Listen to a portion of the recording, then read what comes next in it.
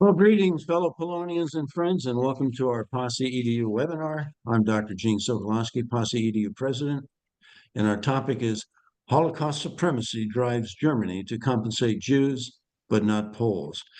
By way of quick background, we at Posse EDU are a 501c3 nonprofit educational organization, and our mission is to educate the American public accurately on key aspects of Polish and Polish-American history, culture, and relevant current events. Our guest is Mr. Jan Petschis, whom many of you know for his insightful analyses of over 1,800 works by Jewish, Polish, and other authors on historical as well as contemporary Polish-Jewish interrelations. Jan's analyses of the Holocaust literature in particular reveal significant falsifications, misrepresentations, and material omissions about Poland and the Poles, which largely explains why Polish-Jewish relations remain problematic. So Jan, welcome and thank you for being our guest speaker. Good evening, it's a pleasure to be here. We'll have another great webinar. You bet. Jan, for our viewers, I'll now go back to the cover slide of your presentation and just provide some amplifying information. If you give me just a short second here, we'll get that up. And let me blow it up here. And let's see, there we go.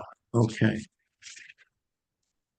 Now, as you see here, there are two URLs for Jan's highly informative websites. The first website is a comprehensive online database, and it's titled Jews and Poles Database. Jan's reviews are fully searchable by keyword phrase identifiers, as well as by author, book title, or year of publication. And his topic guide provides an extensive list of phrases, each of which direct viewers to answers of many common questions related to Polish-Jewish relations. Now, the second website is titled Justice for Polish Victims of the Second World War, and this provides comprehensive information on this topic under various categories, and it does so in a visually oriented format. So our webinar procedure will be as follows. First, I'll show Jan's slide, and second, as that slide is shown, I'll present a question, and third, as Jan answers that question in detail, he'll do so to that slide, and then perhaps one or two slides that are related to it. So with that, we'll go now to our questions. Let me get to the first slide up here. Now, Jan, we in the Polish-American community, we are well aware of the unprecedented death and destruction that Germany inflicted on Poland during World War II. And we know that Hitler's objective was to annihilate the Polish people, annihilate all traces of Polishness, and to colonize the Polish territory with the German master race. As the Polish government's recent war report points out, Poland and its people are still suffering from the negative effects of the war on its population, its economy, and infrastructure, as well as the progress that Poland has been able to make in terms of scholarship, education, and culture. However, Germany has consistently refused to pay Poland, but it has eagerly paid billions to Israel. So in this slide and the next two slides, Jan, please explain for us why this is. Okay, first of all, we hear a lot about the notion that Germany has really repented from Nazism. She is exemplary repentance. She's a model of repentance. The leftists use it to attack the United States for not atoning for slavery, supposedly, or taking the land from the Indians. Why aren't you repentant like the Germans are? Oh my goodness. And the Jews and the Holocaust industry, as I said in the previous webinar, have it that, well, Germany is repentant for what she did to the Jews. Why doesn't Poland pay also? Leveling everything with the Holocaust and the German killing of 6 million Jews. Ridiculous, but that's how it is. Well, let's take a closer look at this. First of all, as soon as Germany was defeated, right away the German people began to howl and scream, no, no, no, we're not Nazis. It was Hitler's fault. Of course, Hitler's safely dead, so if that were true, it'd be very convenient to say that. No, no, we're not Nazis. We're just ordinary Germans. We had nothing to do with these decisions. We had nothing to do with these crimes. Well, so what happened? There was millions of trials under Germany, first with the Allies under Germany, and there was almost all of the defendants got off. 95% were exonerated, amnestied, or just classified as harmless fellow travelers. German author Wustenberg, she calls it an almost indiscriminate absolution given to the defendants. German historian Teschke called them scandalously lenient. Well, what drove it? It was because there was a high level of consensus in the population that rejected any responsibility for Nazi atrocities. Some repentance. So look at the farce that's happening. You have the ordinary Germans saying, no, it's not our fault. We're just following orders. We're not Nazis. We're not criminals, blah, blah, blah. Just punish the Nazis. Just punish the criminals. But guess what?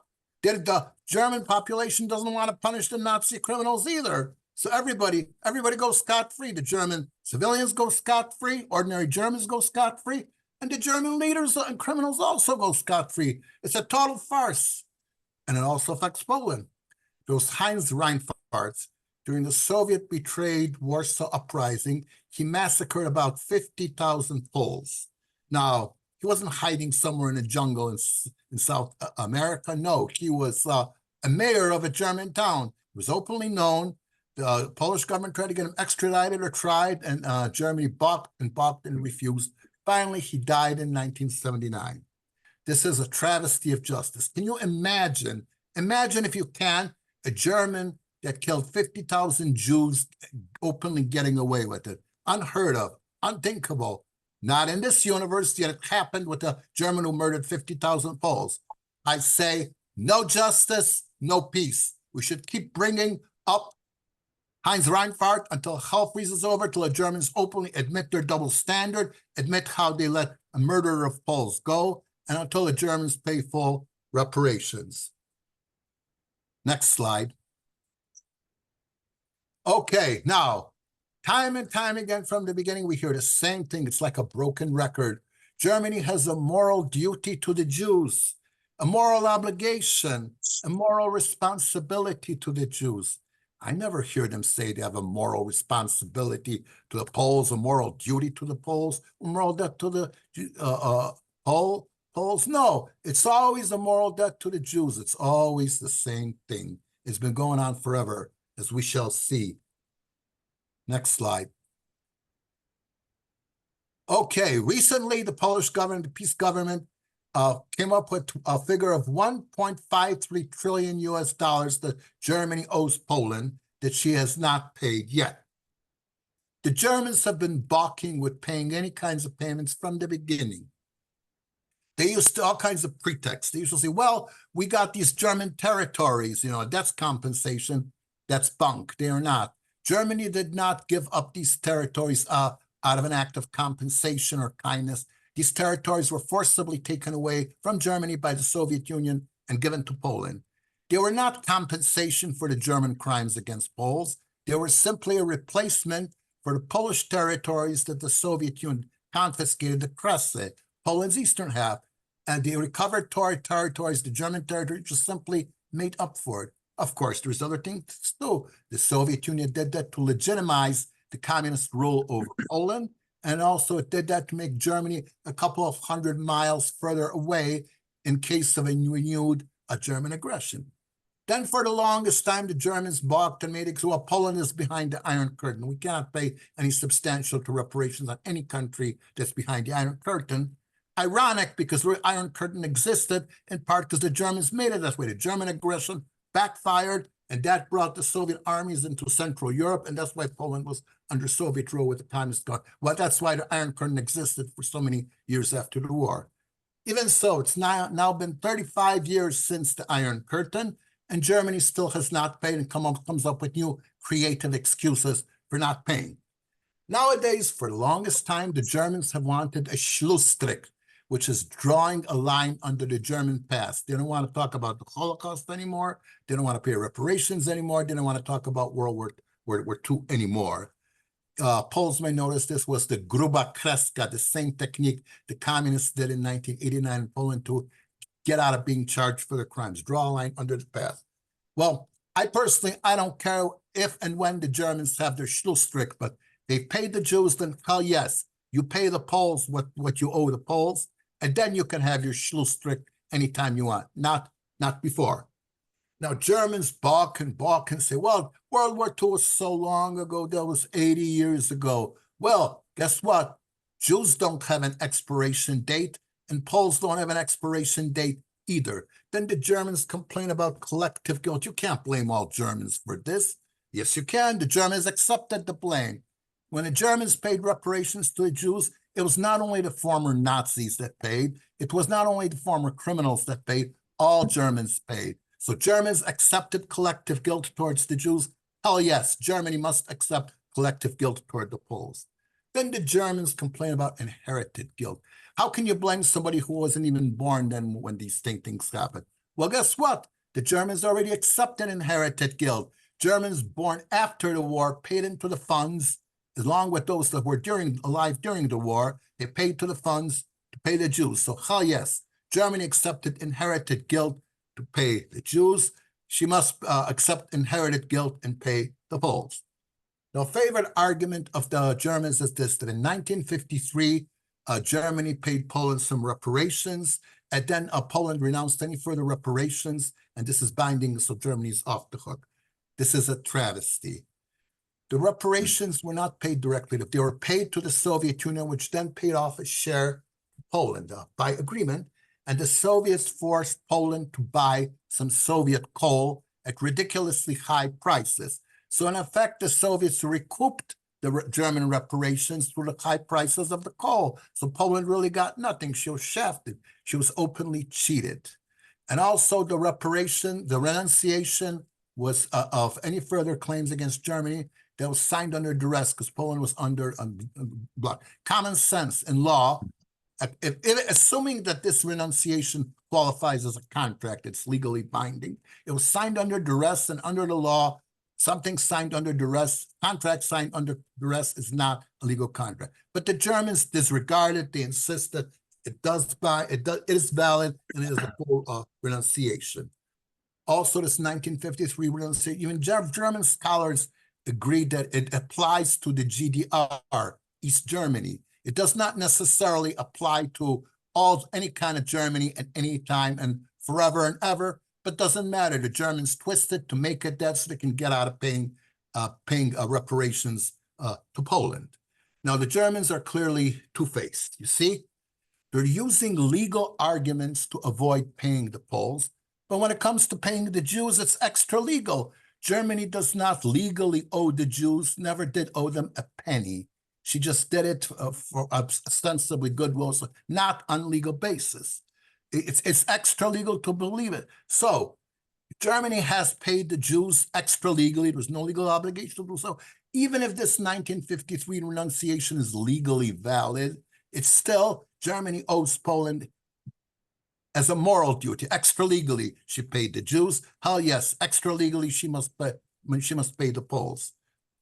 Germany has a moral duty to the victims of Nazi Germany, not just the Jews, to all victims. She's morally obligated to pay the Poles, and not only the Germans, being very dishonest and two-faced and this double standard and avoiding payment. It all boils down to not who is legally right or morally right, but who has the power. The Germans have the power, the Jews have the power, the Poles don't have the power. That's why things are the way they are. I say, no justice, no peace. Poland must press for reparations from now, over and over again, from now, or until Germany pays, or until hell freezes over. Whatever comes first. No justice, no peace. Next slide. Yeah, and this question goes to this slide and also the two slides that follow. In a previous webinar, you pointed out that Germany's reparations payments to Israel began with the Luxembourg Agreement, and that was back in 1952. You also explained that at the time, Chancellor Adenauer learned that the influence of the international Jewish financial community would be used to weaken Germany. Germany continued its reparation payments to Israel for the next 14 years, but efforts by, as you point out, by Poland and other World War II victims to receive compensation were consistently obstructed. So in the next two slides, please explain for us how this happened. Okay, it all goes back to German thinking during the Nazi period. The Nazis and Germans saw Jews as an international power. The Jews caused World War II, got the US and Britain to go against Germany so that the Jews could make money making ammunition while Germans were dying in combat or from Allied bombing. And Hitler even warned in 1939, if international Jewry creates another world war, he will destroy Europe's Jews in revenge. And that's what he largely did. Now, there was another factor besides revenge. It was also fear.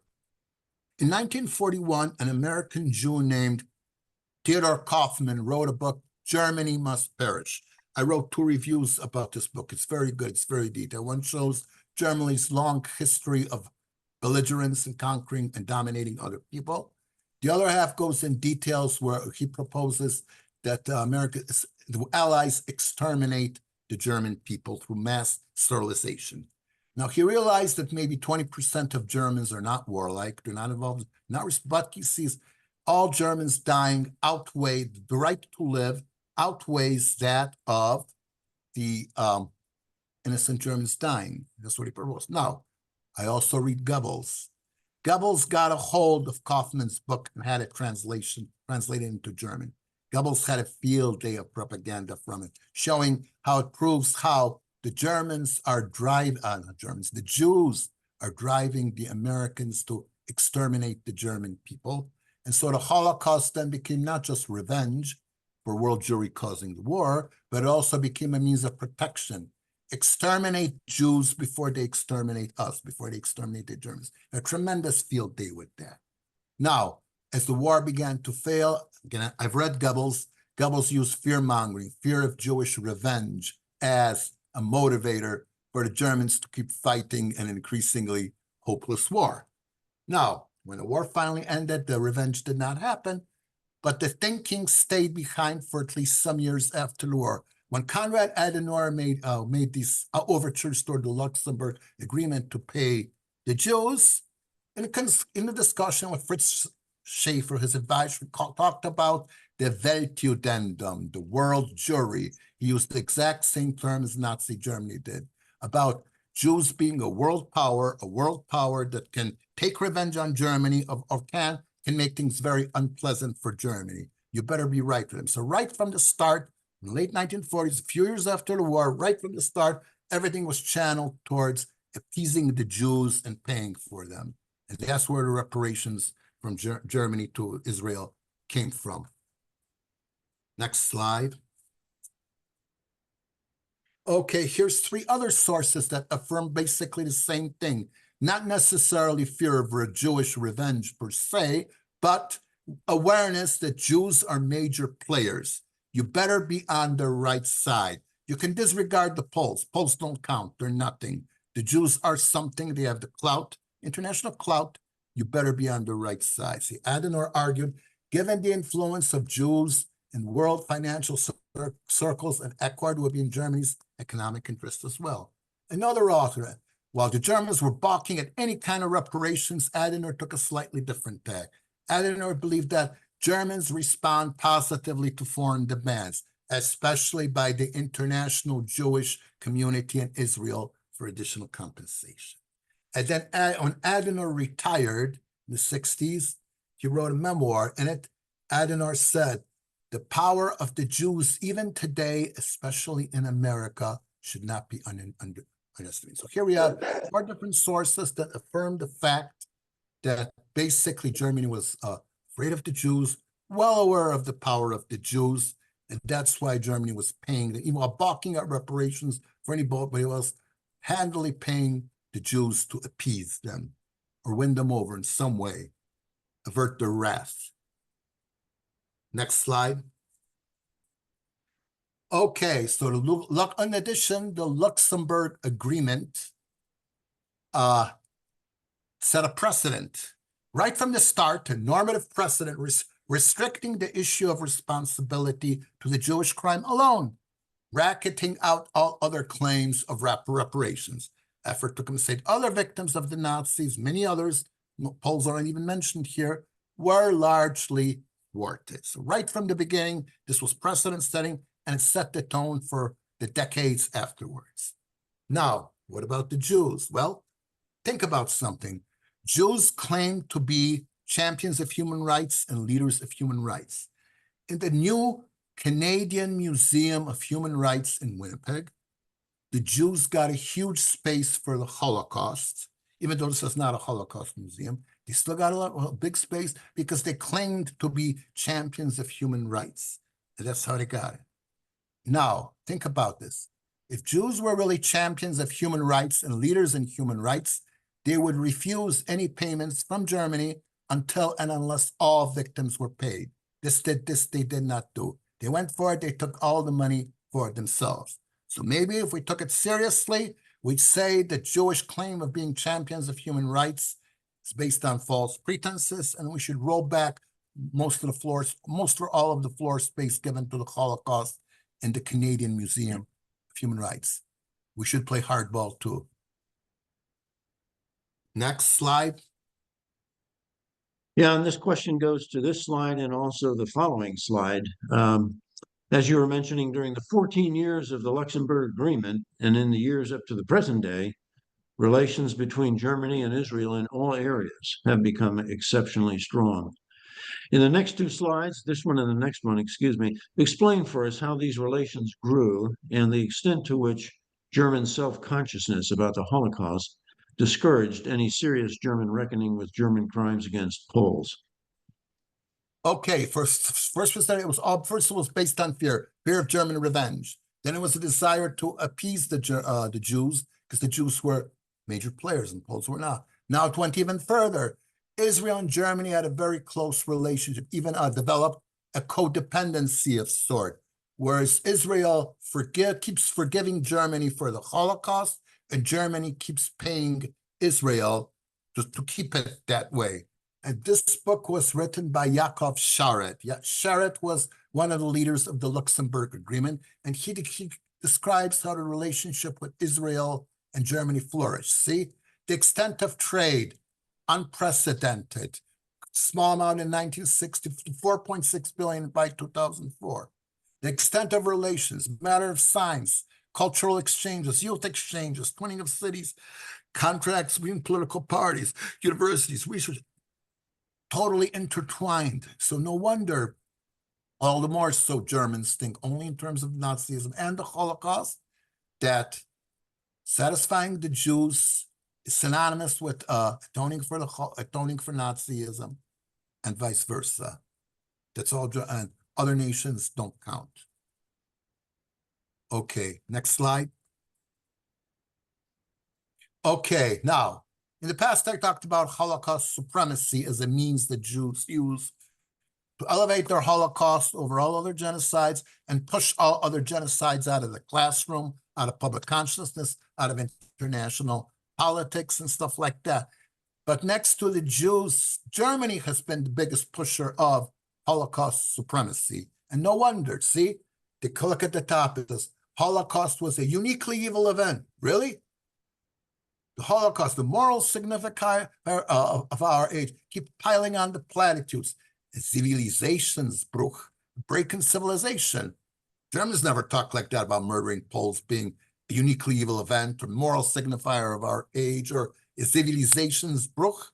And one Germany, the deputy even said, grass will never grow above Auschwitz, not even after 100 generations have passed. This kind of racist superlative thinking just shows how the Germans want to flatter the Jews by saying these things. It creates a win-win situation. A win-win for the Jews get flattered, and they get further legitimacy for elevating the Holocaust over all other genocides and pushing all other genocides out of classrooms, international politics, and things like that. And it's a win for the Germans. It shows how much they've repented for the Holocaust, for Nazism, by condemning the Holocaust in such absolute terms that they never do for any other people. And the same thing goes for politics. Let's look at the bottom half. Whether you're a conservative who wants Germany to be a normal nation or a liberal leftist engaging in labor mourning, the key event of World War II is Auschwitz, not the Blitzkrieg, not Dresden, not even the war on the Eastern Front. In other words, an absolute Judaization of Germany has taken place.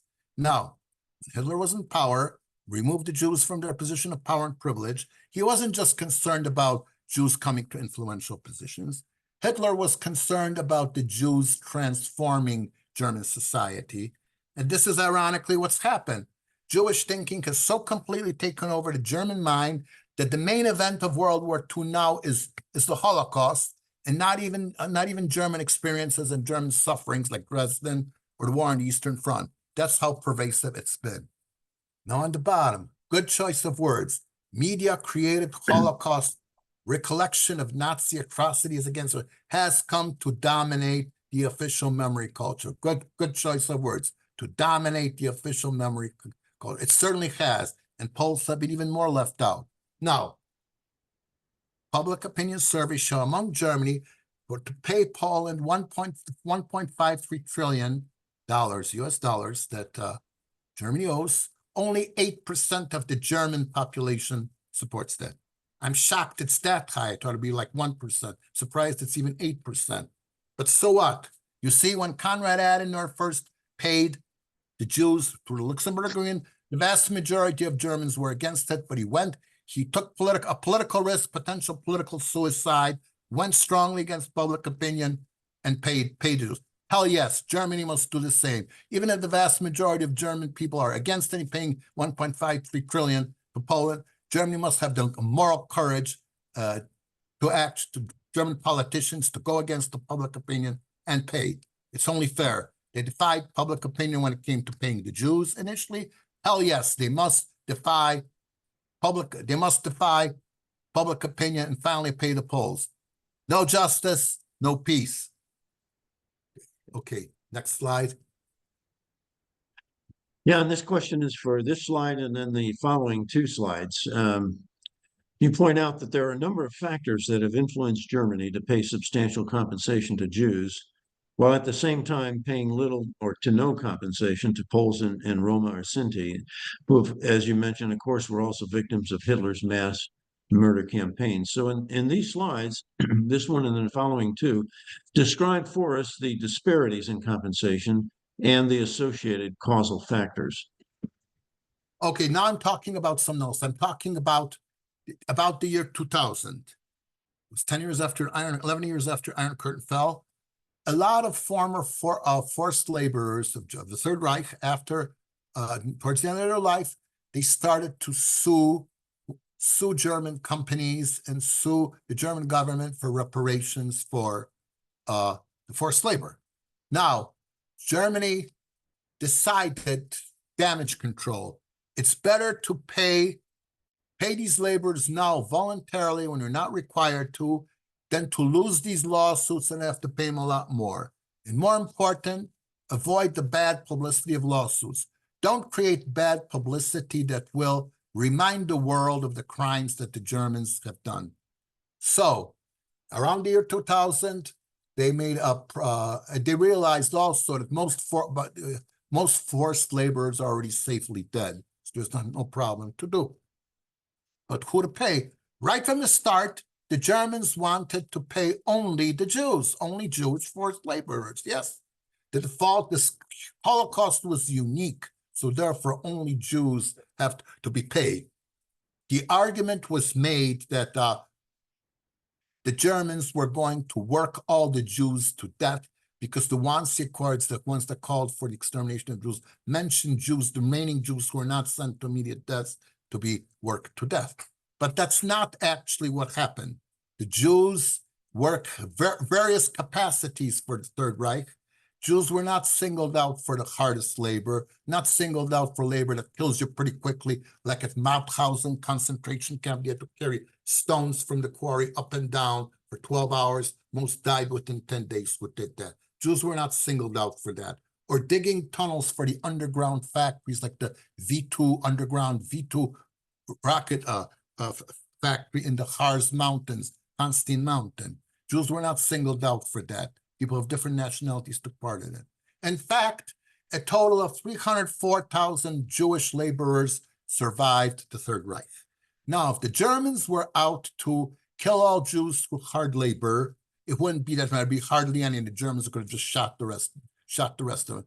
This also shows the lie of Holocaust supremacy. The crowning argument for Jews getting all the attention, the uniqueness of the Holocaust, the exceptionality of the Holocaust, the argument that the Germans tried to kill every single Jew, and that was never done in any other genocide. And so that makes the Holocaust unique and entitled to all these special privileges and recognition, attention in the classroom and everything else. And it's not true at all. 304,000 Jewish laborers survived. So the Germans were going to kill them all by forced labor. They did an atrocious, they're very incompetent. They did a very atrociously poor job. Nevertheless, the argument went, and the initial plan was to pay only the Jews. But then the people began to back off that that's too obvious. And besides, they need a bigger pool of claimants, so they allowed for other claimants to come. And right off the bat, 165,000 Polish forced laborers were summarily ruled ineligible, just like that, by fiat. Author Jensen called it a horrible injustice. These are supposed to be moral issues. Yeah, 75,000 Jewish claimants were all eligible. So look at this. This is blatant racist discrimination. 165,000 Polish forced laborers were summarily rejected for compensation, whereas every single Jewish claimant was accepted for remuneration. It's blatant racist discrimination, if there ever was. So, and then among those who are actually paid, who got what? Guess what? The 75,000 Jews each got 28,000 Deutschmarks per person. 36,000 Poles only got half that per person. 15,000, half that of the Jews. Another 175,000 Poles got just 1/3 of the Jews. And that's not only Poles and Jews, other non-Jews comparable payments. So in other words, it was a matter of Jews being privileged and Goys as a whole not being so. Jews got the privileges and Goys as a whole did not. Now, if you do a weighted average, these fractions, plus no payment for 165,000, it comes out that Poles were paid 1/5 of that of the Jews. It's a sick joke. This is not justice. No justice, no peace. Poland should keep bringing this up over and over and over again until Germany pays or until hell freezes over, and never give the Germans a bit of rest till it happens. No justice, no peace. Next slide. Okay, now, there was this very interesting person. His name is Stuart Eisenstadt. He's a top-ranking Jew in various American administrations, starting with Jimmy Carter, President Clinton, a couple of others. He knows all about the restitution issues and the Holocaust industry, and he's very honest and also dishonest in what he says in his book. He says, in post-communist Eastern Europe, I found a seething bitterness that their citizens, also Hitler's victims, had never received compensation from the Germans comparable to the billions paid to Jewish Holocaust victims. Yeah, of course, they should be bitter. They should also be active and pressing and demanding no justice, no peace, not just sit around and stew in bitterness, but to be active. And government should be active in supporting them. And then makes another thing, which is very obvious. Eisenstadt said, one of the most revealing aspects of this piece of history is what it suggests about the political influence of the Jewish community in the United States. Wow, he's so frank about it. No kidding, Sherlock. Then he makes this statement, which is partly true and partly a cynical lie. Eisenstadt said, if they, non-Jewish claimants, can galvanize public opinion and generate political support, as the Holocaust cases did, they may succeed despite their legal infirmities. So in saying this, he's admitting it's not about legal issues, it's about political power. He has to do it. And it's safe for him to make this statement because he knows very well that non-Jews do not have political power. It's like saying, well, if a cow had wings that could fly, you know very well cows will never grow wings and will never fly. So he knows damn well that non-Jewish claimants will never be able to galvanize the public opinion and generate political support the way the Jews did for the Holocaust cases against Germany. So it's a truth in a way, but it's also a cynical lie, because he knows that it's not a level playing field. Non-Jews will never have these kind of advantages in order to finally get paid. They will never get justice. Okay, next slide. Okay, now, in recent years, the position of the Sinti and Roma, the gypsies, has come to the forefront. And it sheds light just how unequal this is, how unequal the search for getting Germany to pay really is. Unlike the Jews, whose compensation claims against Germany were supported by many governments, including that of the United States, and were turned into political capital with the aid of internationally recognized competent organizations very early on. For decades, the Sinti and Roma lacked any appreciable political lobby. Poles also, there it also, you see? The Jews were supported by the US government mighty strongly to make sure that the Germans paid them. And the political capital that came from the competent organizations. The Sinti and Roma, gypsies, had no such advantages. And neither the Poles have any advantages. This whole thing stinks to high heaven. It is not equal in any way, shape, or form. It has nothing to do with justice. It has everything to do with politics, and specifically the political power that the Jews have and the Poles don't have. Okay, next slide. Yeah, and this is our final slide. So the question straightforward is, what is the German perspective on paying Jews but not paying Poles? It's very simple. The Germans admit it and they validate it. They make a might makes right situation out of it. See, Roth and Rubner right. The focus on the Western world and the fact that other persecuted groups have been widely overlooked has been problematized. Oh my goodness, problematized. Such a little mousy word. It should be shouted off every rooftop. It should be a burr under the saddle of every politician, this gross injustice that has been done to non-Jewish victims of the Third Reich. And then he actually defends it, that representing the interests of those persecuted by the Nazis will have been well advised to adopt the Jewish world's soberly pragmatic and illusion-free view of their German negotiating partners and to develop a long-term negotiating strategy. What the hell is he talking about? Nations have been negotiating, Poles have been negotiating with Germans for reparations for decades. So he's basically saying it's a might makes right situation. See, the Jews are skillful enough to make us Germans pay, so we'll pay. Other nations are not skillful enough to make us pay, twist our arms hard enough, so we won't. So you see, this whole business about Germans being repenting from Nazism, that's a lie, a deep lie. The Germans have appeased the Jews. The Germans don't want to pay reparations to those who don't want to make them pay. If the Germans were genuinely repentant for Nazism, they would pay all the victims, no questions asked. It's not a question, are these people politically powerful or not politically powerful? Are they skillful negotiators or not skillful negotiators? Do they have political clout internationally or don't they have political clout? No. If the Germans were serious about repenting for Nazism, they would have paid all these nations, including Poland, right from the hook, right from the start, without any excuses or any technicalities, anything like that. Now, Germany also claims be concerned, humanitarian, oh my goodness, humanitarian issues, the victims of the Third Reich on a humanitarian grounds. What a lie, what a crack. Germany only pays those that she has to pay. She doesn't give a rip about the Poles and other victims of the Third Reich. Only the Jews, that's all she has, because she has to. If Germany was sincerely interested, humanitarian concern for the victims of the Third Reich, she would have paid all the victims without exception, without any qualifications, without any excuses, without any technicalities, anything like that.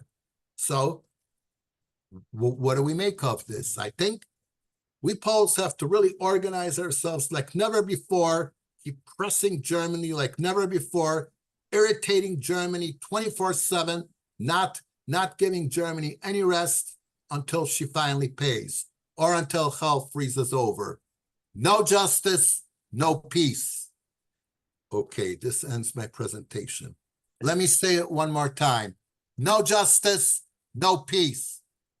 Polska siła, Polish power. Yeah, let me make a closing remark here to our viewers as we come to a close on our webinar. We at Posse EDU thank you for your interest in each of our webinars. And Jan, thank you for sharing with us the contemptible and pathetic reasons why Germany has continuously refused to acknowledge the unprecedented death and destruction it inflicted on Poland and its people, and its refusal to pay compensation for it. We often think of Germans as civilized, rational, but as you point out, Germany's subservience to Israel and its baseless contempt of Poland and the Polish people render this notion invalid and false.